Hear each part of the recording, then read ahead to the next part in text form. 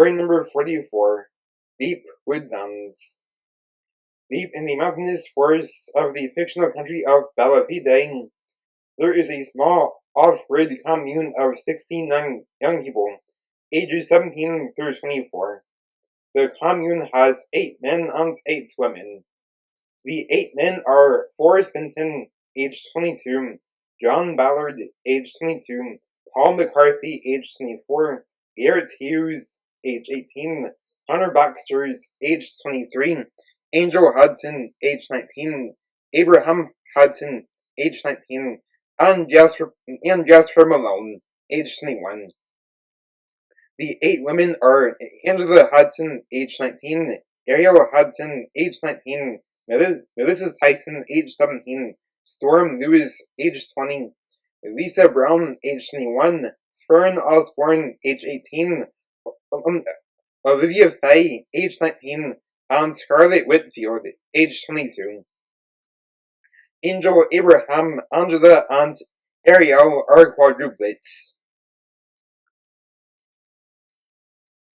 The year is 3068 AD.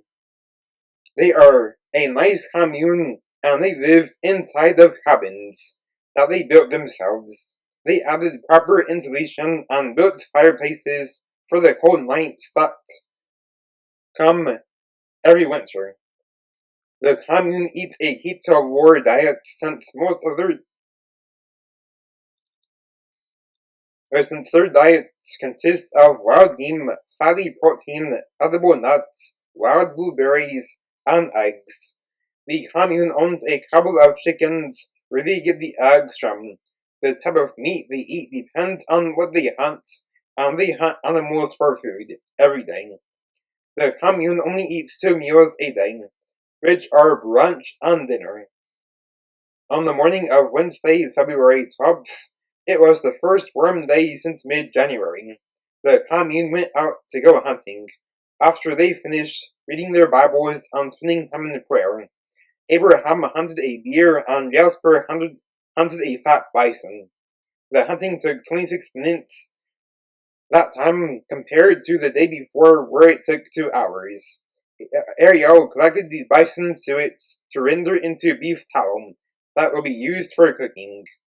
She used the methods for ordered this beef tallow because the commune was using half of the tallow for cooking and then the other half for skin care and body soap.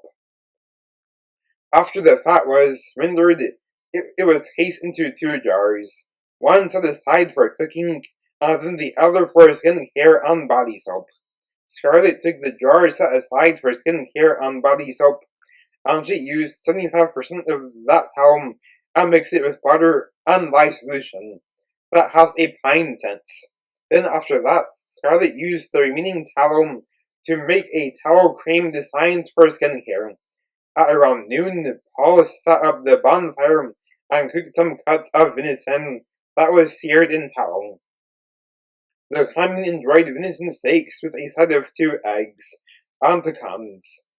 They said grace before they ate. It was a nice, healthy brunch the commune enjoyed.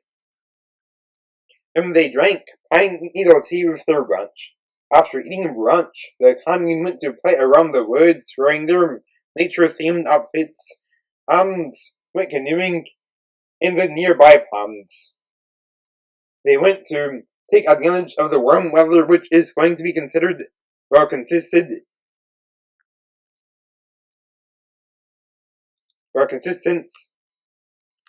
until Monday, February 17th. 2 days later, the commune enjoyed a wonderful Valentine's Day celebration and played fun games that day like pine cone toss, canoe racing, and mountain racing.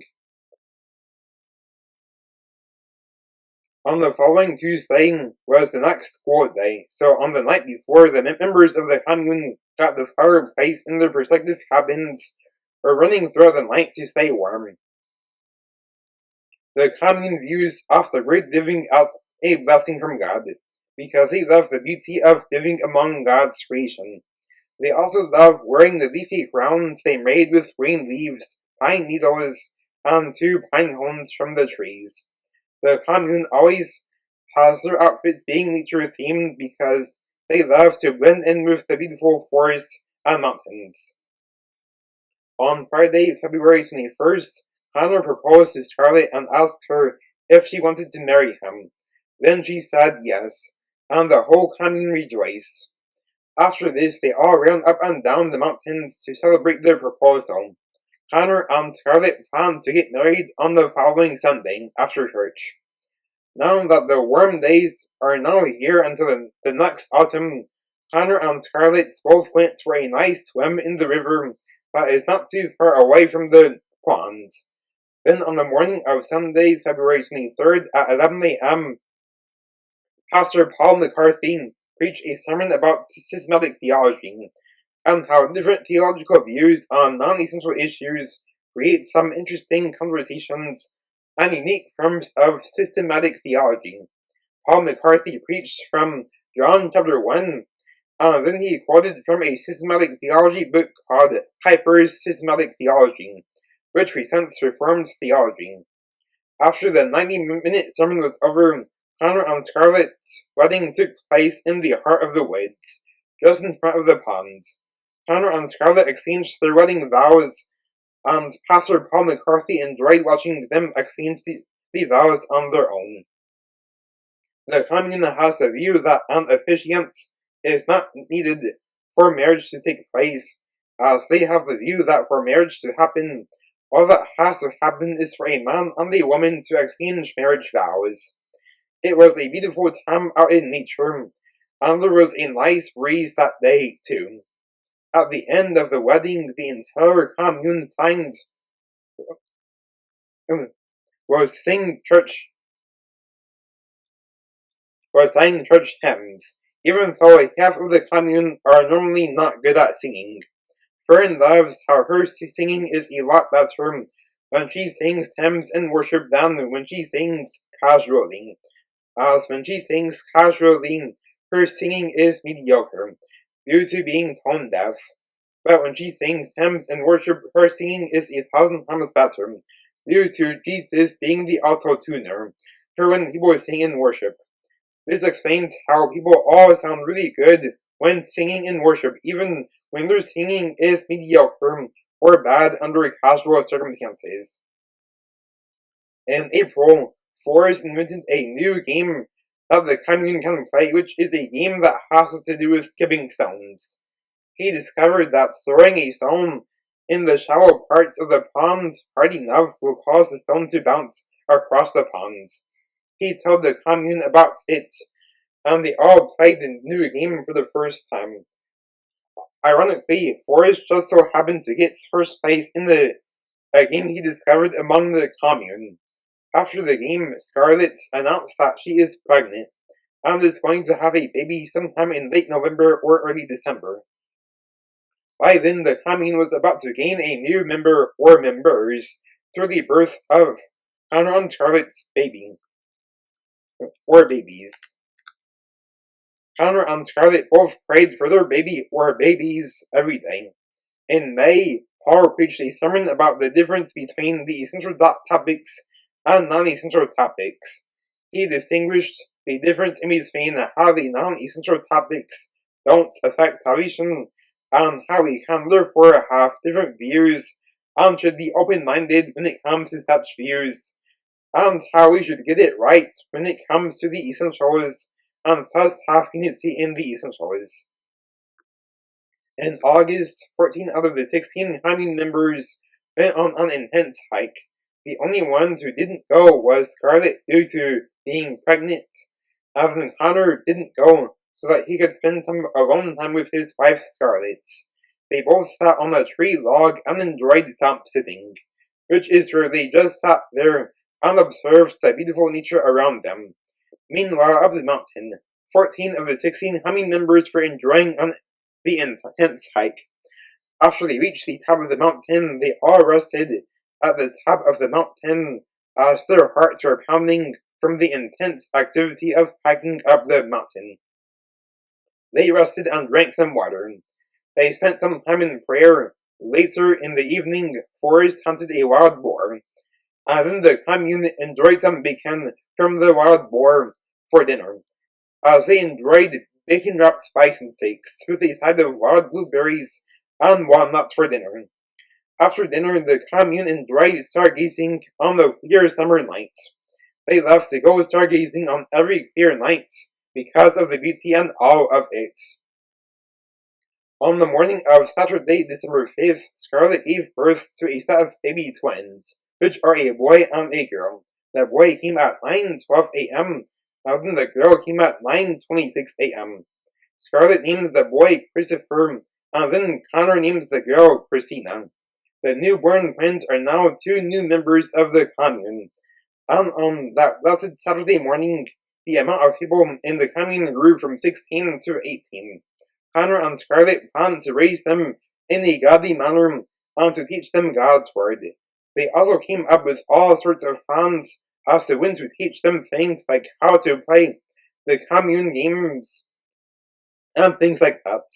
10 years later, on Thursday, December 5th, 3078 AD, Christopher and Christina turned 10 years old, and their parents now decided to begin teaching them how to make clothes. This reminded them of when they learned how to make leafy crowns back in 3074 AD when they turned 6. As of 3078 AD, Pierre and Melissa are already married, and they now have a son. They got married in 3076 AD.